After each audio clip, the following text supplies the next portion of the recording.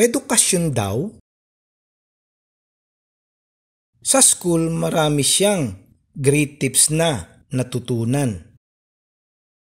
Pero di pa rin sapat na needs niya'y tugunan.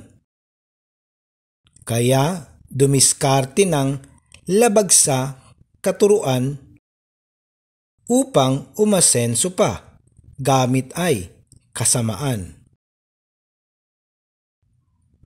Pinasok ang politics para siya magpayaman.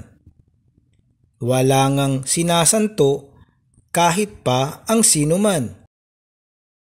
Personal niyang ginamit pera ng taong bayan. Despite pa sa bad effects sa mga mamamayan.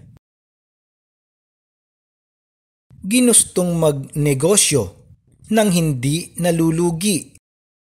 Yung bongga ang kitaan, taas ng tubo lagi.